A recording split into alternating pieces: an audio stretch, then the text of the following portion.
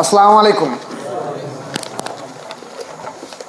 একটা বিশেষ জিনিস আপনাদেরকে জানিয়ে দিয়ে দিচ্ছি। আপনারা অবশ্যই ওয়াকিবহাল আছেন যে 10ই মুহররম আশুরা আমরা এখানে খানকায় মোজাদ্দেদা পূর্বখানের দরবার শরীফে আমরা পালন করি প্রতি বছর। এই বছর সে অনুষ্ঠানটা হবে আগামী জুলাই মাসে 6ই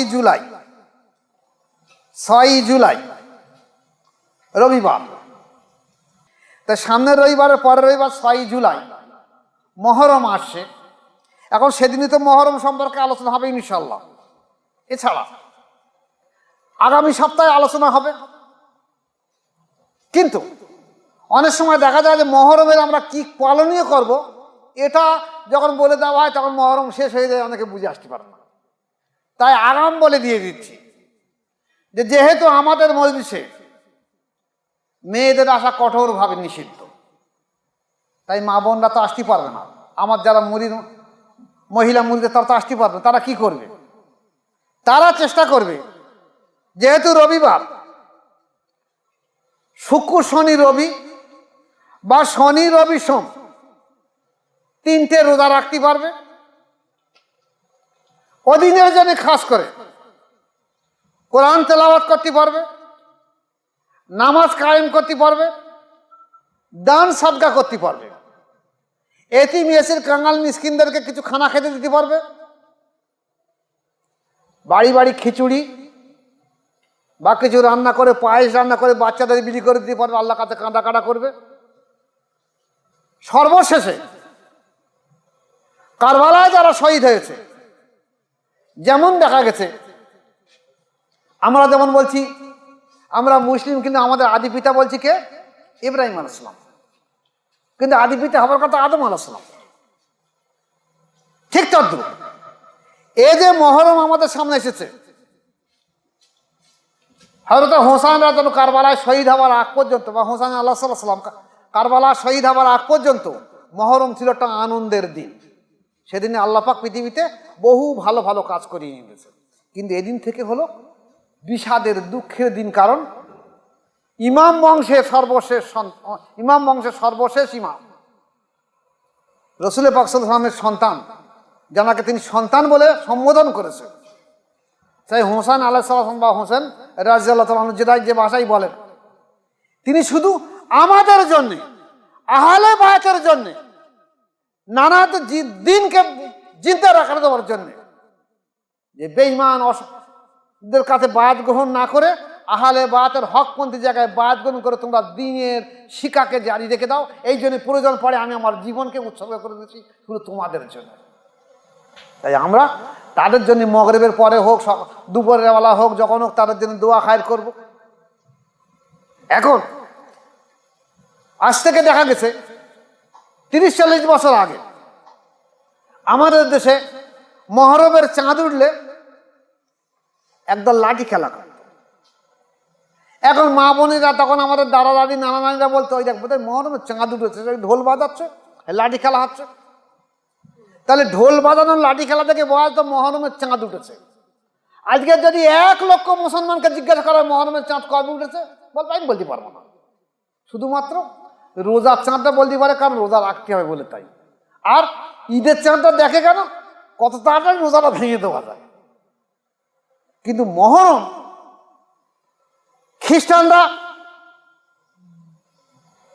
তারা কি করছে, তাদের বছরের প্রথম দিনটা বিরাট আনন্দ উৎসব করছে। অন্যান্য জাতিরা বাংলা মাসের প্রথম দিন অনুষ্ঠান করছে। আমাদের মুসলমানরা মহরম কবে হয়েছে জানি না। আগে তো একটু লাঠি খেলা হলে বুঝতে পারতো মহরমের চাঁদ উঠেছে, এখন সে লাঠি খেলা আর হয় না। আমি বলছি না যে লাঠি খেলা জায়েজ বা না জায়েজ, লাঠি খেলা জায়েজ, লাঠি খেলা না জায়েজ নয়। লাঠি খেলা শরীর সুস্থ রাখার জন্য, শরীর কসরত করার জন্য লাঠি খেলা জায়েজ, কিন্তু মহরমের উদ্দেশ্যে ঢোল লাঠি খেলা না জায়েজ। আপনি মহরমের উদ্দেশ্য বাদে বাকি 12 মাস আপনি লাঠি খেলা করুন, গ্রামে ক্লাবে বা গ্রামের মহল্লায় যুবক সাথে লাঠি খেলার শিক্ষা করুন। প্রয়োজন পড়ে আত্মরক্ষার কাজে লাগবে লাঠি। বুঝিস কি বলিস? তাহলে মহরম এসেছে, আমরা তাদের আত্মার জন্য দোয়া করব তাদের দরকার নেই, ওরা তো শহীদ। যাদেরকে আল্লাহ পাক, হুসাইন আলাইহিস সালামকে আল্লাহ পাক বলেছেন কি, এই আহলে বাদদেরকে আমি পবিত্র করে দুনিয়ার বুকে পাঠিয়েছি, নিষ্পাপ করে দুনিয়ার বুকে পাঠিয়েছি। আমাদের দোয়া তাদের প্রয়োজন নেই, আমাদের জন্য, আমাদের প্রয়োজনের জন্য আমি তাদেরকে স্মরণ করব। আমার ভালোর জন্যে, আমার সন্তান সন্ততি ভালোর জন্যে, আমার বংশজাতের ভালোর জন্যে, আমার আত্মার সন্তুষ্টির জন্যে, আত্মার ভালোর জন্যে আমি তাদের স্মরণ করব, তাদের উদ্দেশ্যে সব কিছু করবো। অনেকে বলে থাকে যে তাদের করার দরকার লাগবে না, আমি তাদের জন্য করছি না, তো আমার জন্যই করছি। তাহলে যারা আমার মুরিদ, যারা এখানে আসবেন, তারা তো ওই দিন মহরমের দিনে, আশুরার দিনে যেহেতু আমার এখানে অনুষ্ঠান হবে, তাহলে সেদিন রোজা রাখতে পারবেন না। অনেকে আবার এসে মহব্বত করে বলে আমি হুজুর রোজায় রয়েছি, না থাকবেন না। এক কাজ করবেন আপনারা, তার আগের দিন হচ্ছে শুক্রবার শনিবার দুটো রোজা করবেন, আর তারপর যদি না পারেন তাহলে শনিবারটা করে দেবেন আর সোমবারে করে দেবেন, আর তিনটে করতে পারেন না শুক্র শনি আর সোমবার করবেন, রবিবারটা বাদ রেখে দেবেন। তাহলে এখানে এসে আলোচনা শোনা হবে, এটাও তো একটা সাদগা, এটা একটা স্মরণ। আর আল্লাহ ওয়ালাদের দরবারে এসে শাহী খানা খাওয়া, তারা দেখা যাচ্ছে অন্তরও সুস্থ শুদ্ধ হয়ে উঠবে, শুধু পেট না, এই শাহী খানায় পেটও তেমন শুদ্ধ হবে, অন্তর তেমন শুদ্ধ হবে। তাই শাহী খাবার প্রয়োজন রয়েছে, যে খাদ্য সত্যিকারে হালাল খাদ্য। তবে চাঁদা তোলা খাদ্য খবরদার খাবেন না, ওটা না, এটা শাহী খানা। আর যারা আসতে পাবে না, দূরবর্তী যারা আছে, তাদেরকে আমি বলে দিয়েছি, তারা শুক্র শনি রবি যদি তিনটে রোজা রাখেন, তাহলে শনি রবি সোম রাখবেন। আর যদি মনে করেন আগের দিন শুক্রবার ভালো দিন, তাহলে শুক্র শনি রবি 3 দিন রাখবেন, বা শুক্র শনি রবি সোম রাখবেন, 3টে রোজা রাখবেন। দুটো রাখতে পারবেন, একটা রাখবেন না। আর প্রত্যেককে শরীর খাবেন ভালো কাজ করার জন্য, আমাদের তাদের জন্য নেই, আমাদের জন্য করছি আমরা। প্রয়োজন পড়ে এলাকায় আপনারা বসে বসে এক জায়গায় খিচুড়ি রান্না করে বিলি করে দেবেন। আরে বাবা, আজকের ওহাবি ফেতনা এসেছে, এ ফেতনায় বহু রকম বাজে মন্তব্য করবে, ওদিকে তাকাবেন না। আমরা চেষ্টা করব হক জিন্দা করা, এই হক জিন্দা করার জন্য ফেতনার দিকে তাকাবো না, ওহাবি মতাদর্শের দিকে তাকাবো না।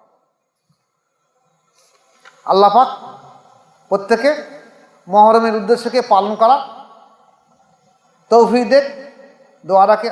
আল্লাহুম্মা আমিন। আসসালামু আলাইকুম।